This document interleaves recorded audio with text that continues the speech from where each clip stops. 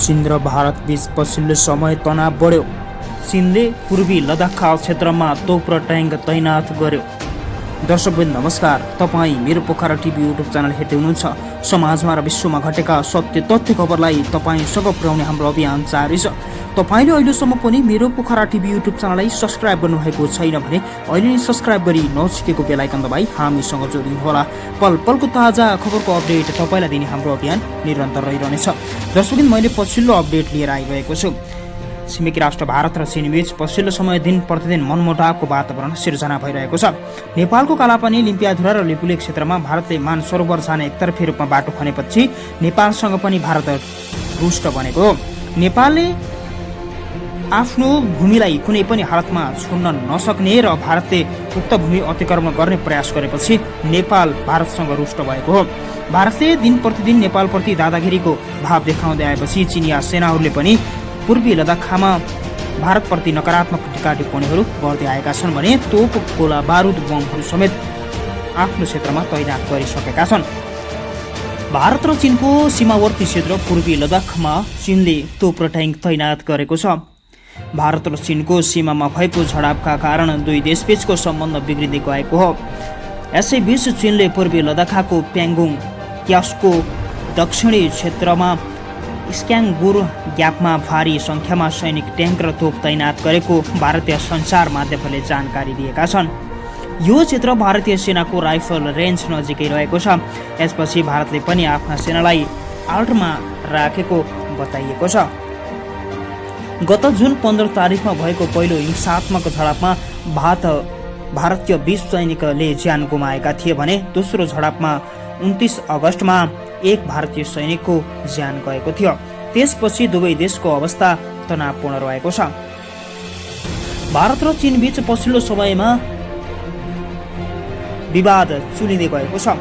समाचार agency AANI का अनुसार भारतको विदेश मन्त्री S जयशंकर र उनका समकक्षी वाङ यी बीचको रुसको मास्कोमा भएको वार्तामा सीमामा शान्ति स्थापना गर्ने सहमति भएको थियो। तर सीमाका सहमति समाचार खुलाइएको छैन। वार्तामा भइरहेका विदेश मन्त्री जयशंकरले आफूहरू सीमामा तनाव बढाउने पक्षमा नरहेको र चीनको नीतिमा पनि कुनै परिवर्तन नगराएको बताएको समाचार माध्यमहरूले उल्लेख गरेका छन्। यसैगरी चीनले पनि भारतको प्रतिनिधित्व गर्दै बदलेको छैन भने विश्वास उनीहरूमा रहेको बैठकमा बताइएको थियो। चीनका विदेश मन्त्रीले पनि सीमामा जारी विवाद समाधान गर्न चाहेको बताएका छन्। दर्शकवृन्द, तपाईँ मेरो पोखरा टिभी हेर्दै हुनुहुन्छ। समाजमा र विश्वमा घटेका सत्य तथ्य खबरलाई तपाईँसँग पुर्याउने हाम्रो अभियान जारी छ। तपाईँले मेरो पोखरा टिभीलाई अहिलेसम्म पनि सब्सक्राइब गर्नुभएको छैन भने अहिले नै सब्सक्राइब गरी नजिकैको बेल आइकन दबाई हामीसँग जोडिनुहोला। पल पल ताजा खबर तपाईँलाई दिने हाम्रो अभियान निरन्तर रहिरहनेछ। दर्शकवृन्द, मैले अत्यन्त यो दुःखको खबर पनि तपाईँमाझ प्रस्तुत गरिरहेको छु। पूर्वी लद्दाखमा भारतले चीनसँग लड्नका लागि गोर्खाली पल्टनहरू पठाउने तयारी थालेको छ। भारत र चीनबीच सीमा विवादमा तनाव बढिरहँदा सुल्झाउन दुई देशले शुक्रबार बिहान 5 बुँदे सहमति गरेका थिए। तर सहमतिको लिखित दस्तावेज सार्वजनिक भएकै दिन सीमा क्षेत्र लद्दाखमा प्याङ्गोङ क्यासो ताल क्षेत्रमा दुवै देशले सैनिक शक्ति बढाएको खबर आइरहेको छ। यसले दुवै देशबीच सैन्य सङ्घर्ष बढ्ने देखिएको छ। यही बीचमा भारतले यस क्षेत्रमा विशेष शक्ति परिचालन गरेको हो। केही दिन अघि मात्र भारतले यस क्षेत्रमा गोर्खाली सैनिक परिचालन गरेको समाचार प्रकाशन गरेको छ। प्राप्त जानकारी अनुसार यहाँ भारतले गोर्खाली सैनिकको 3 बटालियन परिचालन गरेको छ। गोर्खा रेजिमेन्टको 1 बटालियनमा 1200 सैनिक हुन्छन्। ती बटालियन गरी कुल 3600 गोर्खाली यस क्षेत्रमा परिचालन गरिएको बताइएको छ। अर्कोतर्फ भारतले त्यहाँ जान गोप्य सैनिक युनिट समेत परिचालन गरेको बताइएको छ। सेप्टेम्बर महिनाको सुरुवातमै भारत र चीनबीच भएको झडपमा एकजना भारतीय पक्षको मृत्यु भएको थियो। भारतको स्पेशल फाइटर फोर्स इस्टाब्लिसमेन्ट्स 22 का सैनिक रहेको मृतक तिब्बती थिए। 53 वर्षका तेन्जिङ न्यामामा ल्यान्डमाइन विस्फोटमा मृत्यु भएको भारतले त्यस क्षेत्रमा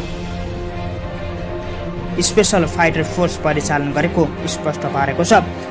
यो फोर्सका सदस्यहरू पनि तिब्बती र गोर्खालीहरू रहेका छन्। उनीहरूले हरेक अपरेसन गोप्य हुने भएको र उनीहरूबीच धेरै जानकारी हुन सक्ने पनि बताएका छन्। स्पेशल फाइटर फोर्स 1962 स्थापना भएको हो। 1995 स्वतन्त्र तिब्बतको आन्दोलन चलाएका दलाई लामाको आन्दोलन असफल भएपछि उनी भागेर भारतमा शरण लिन आएका थिए। त्यही समयमा ठुलो सङ्ख्यामा तिब्बतीहरू पनि भारत आएका थिए। भारतले तिनै तिब्बतीहरूलाई चीन विरुद्ध प्रयोग गर्न गरी इस्लाबेटिसमेन्ट 22 को स्थापना गरेको छ।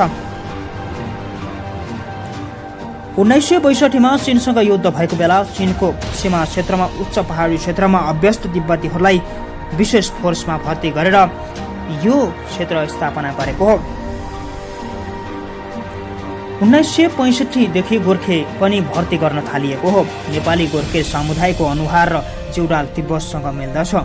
नेपालका मगर, गुरुङ, तामाङ, राई, लिम्बू लगायतका मङ्गोलियन समुदाय नै गोर्खाली हुन्। उनीहरूलाई तिब्बतीहरूको जस्तै सिम्सो आँखा, थेप्चो नाक हुन र तिब्बतीहरूसँग अनुहार मिल्न जान्दछ। जिउडाल पनि मिल्ने हुनाले मात्र नेपाली गोर्खा समुदायमा उच्च पहाडी क्षेत्रमा रण कैलाशमा हुने दक्ष भएकाले उनीहरूलाई स्पेशल फोर्स फाइटर फोर्समा भर्ती गर्न थालिएको हो। अहिले भारतको चीनसँगको सीमा विवाद बढिरहँदा उसको नेपालसँगको पनि सीमा विवाद चर्किने भएको छ। नेपालसँगको स्तम्भ बिग्रिएको अवस्थामा भारतीय मिडियाले अर्को कपटी खेल सुरु गरेको छ। पछिल्लो हप्ता भारतीय ठुला मिडियाहरूले स्पेशल फाइटर फोर्स वा स्टाब्लिसमेन्ट 22 के हो, यो कसरी सुरु भयो भन्ने विषयमा विस्तृत रिपोर्ट प्रकाशन गरेका छन्। तर यी रिपोर्टहरूमा एसएसएफमा गोर्खालीहरू पनि हुने गर्दछन् भन्ने कुरा गाइदै पारिएको छ। सबै भारतीय मिडियाहरूले एसएसपी तिब्बतीहरूमा मात्रै हुन्छन् भनेर लेखेका मात्रै हुन्। तर अमेरिकी मिडिया बिजनेस इनसाइडरले बिहिबार मात्र प्रकाशन गरेको रिपोर्टमा भने एसएसएफमा गोर्खालीहरू पनि हुने गरेको प्रश्न पारेको छ। यति मात्र होइन, 4 वर्ष अघि एसएसएफका जवानहरूको विषयमा प्रकाशित एक रिपोर्टमा हिन्दुस्तान टाइम्सले पनि 1965 पछि एसएसएफमा गोर्खालीहरू भर्ती गर्न थालिएको प्रश्न लेखेको छ। केही महिना अघि भारतीय हिन्दी दैनिक भास्करले यो फोर्समा नेपाली गोर्खालीहरू हुने प्रश्न लेखेको थियो। तर अहिले भने भारतीय मिडियामा एसएसएफएमको नेपाली गोर्खालीहरूको सहभागिताबारे सबै कुरा गोप्य बनाइएको छ। भारतीय मिडियाहरूले तथ्यलाई बङ्गाउनु नौलो कुरा होइन। केही समय अघि मात्र भारतीय पूर्व राष्ट्रपति स्वर्गीय प्रणब मुखर्जी जीवितै हुँदा भारतीय मिडियाले उनीबारे अतिरञ्जित खबर प्रकाशित गरेको भन्दै मुखर्जीका छोराले भारतीय मिडियाप्रति आक्रोश पोखेका थिए।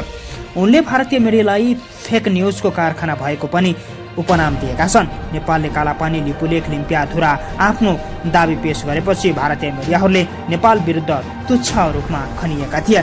यति मात्र होइन, उनीहरूले उति नै गरेर अपमानजनक र आपत्तिजनक रिपोर्टिङ समेत गरेका थिए। त्यति बेला रिपब्लिक टेलिभिजनका सम्पादक अनर्फ गोस्वामीको निकै आलोचना भएको थियो।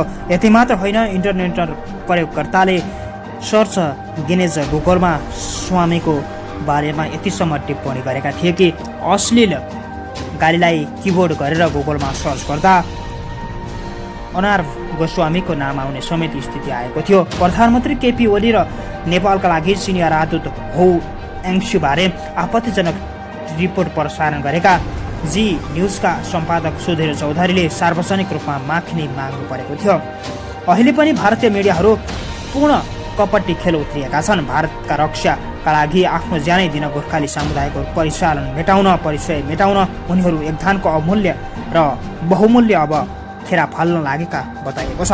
यो खेल सहजै सतही रूपमा देखिँदैन, तर नजानिदो पराले अगाडि बढ्ने बताइएको छ।